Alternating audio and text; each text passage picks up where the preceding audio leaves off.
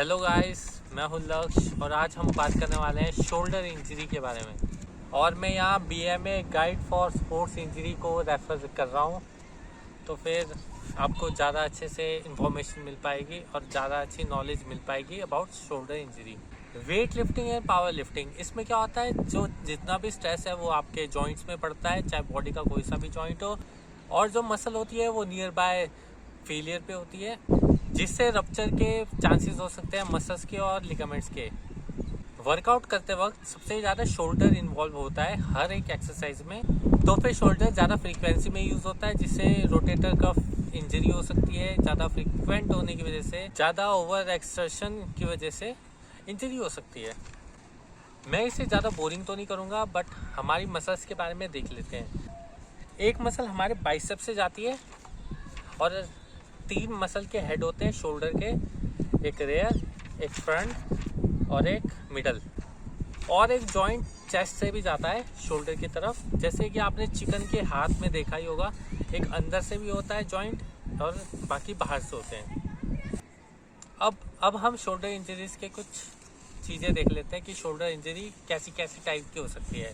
एक होते हैं डिसलोकेशन, मतलब बॉल होता है वो आपका अलग हो जाता है, डिसलोकेट हो जाता है अपनी जगह से।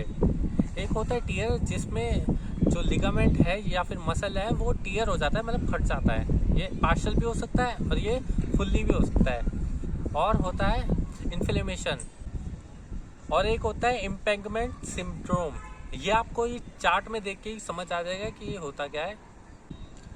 अब जब भी आपको शोल्डर इंजरी हो तो फिर आपको रेस्ट करना चाहिए 2 दिन का या फिर उससे ज़्यादा।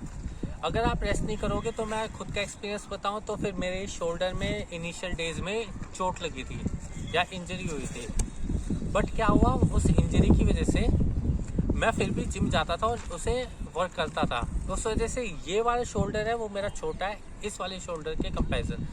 वेट उतना ही मारता हूँ, स्ट्रेंथ उतनी है, बट उसका साइज डिसबैलेंस बहुत ज़्यादा दिखता है। अगर 2 या 3 दिन में आपका चोट ठीक हो जाती है या फिर आपकी इंजरी स्वेल नहीं हो रही है, तो फिर आप उसके स्ट्रेचिंग में और फ्लेक्सिबिलिटी में वर्क कीजिए। और जैसी आपको इंजरी लगे तब आप आइस पैक लगाइए, जिस वजह से वो इन्फ्लेमेशन कम हो और ज़्यादा बड़ी प्रॉब्लम ना बने। तो आपको करना है sleeper stretch, lancelot stretch, scapulary cycle, circle and rouge. और आप जब भी एक्सरसाइज करें तो पहले वार्म अप करना चाहिए, और अपने वार्म अप में ये एक्सरसाइज बिल्कुल ऐड करें। अगर आपके पास इक्विपमेंट नहीं है तो आप शोल्डर आइसोलेशन की ये एक्सरसाइज करिए।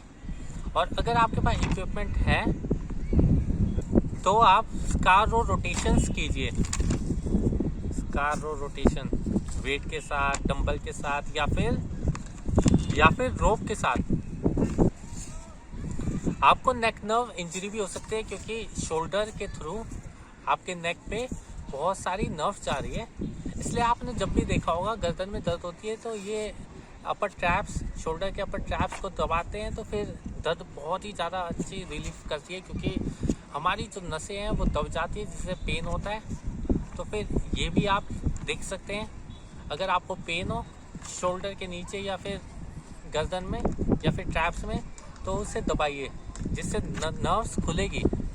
तो फिर मुझे लगता है मैंने शोल्डर इंजरीज के बारे में सब कुछ बता दिया है। तो शुक्रिया ये वीडियो देखने के लिए, थैंक यू।